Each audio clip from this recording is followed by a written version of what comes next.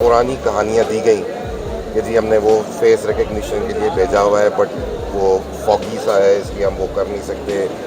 हमने एक्साइज वालों को भी भेजा हुआ है, तो उन्होंने कहा जी आपके पास कोई इन्फॉर्मेशन है तो हमें बता दें। लेकिन जी हमारे पास तो जो इन्फॉर्मेशन है फिर अगर हम बोल देंगे तो वो बहुत सारे लोगों के लिए वो नामुनासिब होगा। लग ये रहा है कि जैसे वो एफर्ट बस दिखावे की एफर्ट है। तो 11:30 बजे निकाला गया था, तो किस शख्स ने इनको फ़ोन किया कि इसको निकाल दो, किसने ऑर्डर्स दिए, किसको पता था कि 4 गाड़ियाँ बाहर खड़ी हैं। अभी तक इनके पास इसके कोई जवाब नहीं है। लेकिन आप 9 मई के वाक़यात के बाद से इनकी प्रोग्रेस आप 10,000 ख़ानदानों में उनके रिश्तेदारों तक पहुंच जाते हैं, उनके फूफी चाचे ताइयाँ तक पहुंच जाते हैं। यहाँ पे एक आदमी इनकी कस्टडी से निकलता है, उसके वेयर अबाउट्स का पता ही नहीं है इन्हें।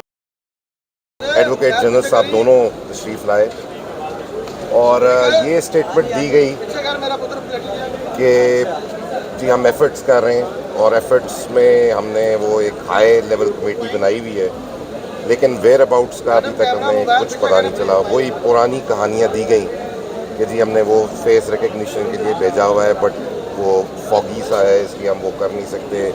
हमने एक्साइज वालों को भी भेजा हुआ है। ये वही बातें हैं जो पुरानी वो करते आ रहे हैं, तो जिस पे हमने फिर उनको ये याद कराया कि ये आप जो हैं 9 मई के वाक़यात पे तो आपने 10,000 बंदे उनके रिश्तेदारों तक को ट्रेस कर लिया, लेकिन ये जो आपके खुद आपने पकड़ा, रात को 11 बजे जेल से छोड़ा, उसकी रिकग्निशन में आपको इतना टाइम क्यों लग रहा है? कि अगर आपको कोई मसला है तो बताएं। तो उन्होंने कहा जी आपके पास कोई इन्फॉर्मेशन है तो हमें बता दें। लेकिन जी हमारे पास तो जो इन्फॉर्मेशन है फिर अगर हम बोल देंगे तो वो बहुत सारे लोगों के लिए वो नामुनासिब होगा।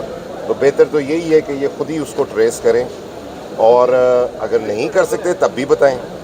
लेकिन ये बात कहना कि हमारे पास वो कोई ट्रेस का उसका निकल ही नहीं रहा, नंबर्स निकले हैं खुद इन्होंने कहा है। फिर कार्स के जो नंबर्स हैं उनसे एक्साइज के नंबर्स मिल सकते हैं कि कौन किसके नाम पर रजिस्टर्ड है।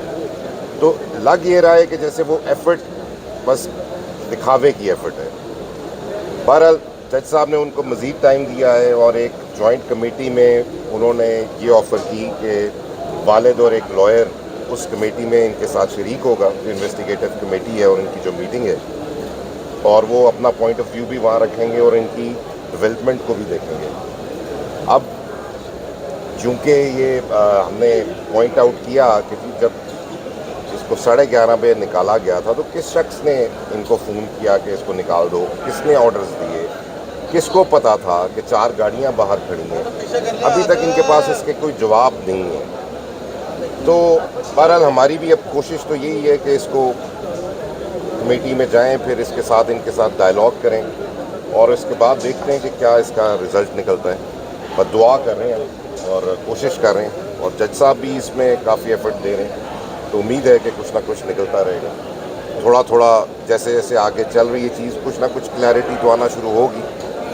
तो अब तक की यही कार्रवाई है। अब इसको 10 दिन की डेट दी है उन्होंने। अभी तक की पुलिस की जो वर्किंग कमेटी कायम की गई है उसकी कार्रवाई से आप मुतमिन हैं?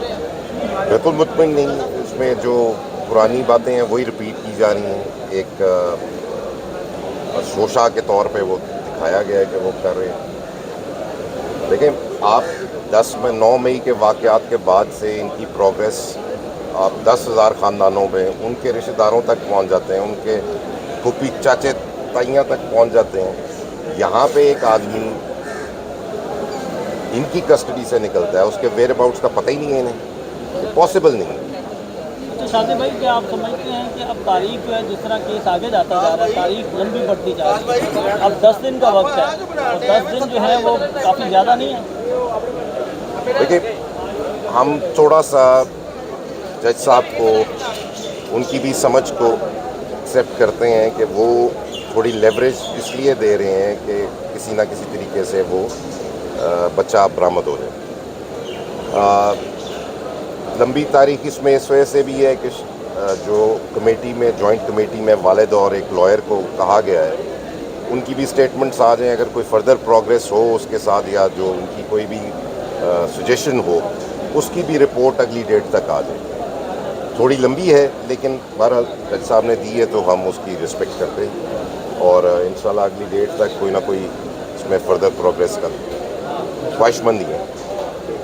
Thank you so much.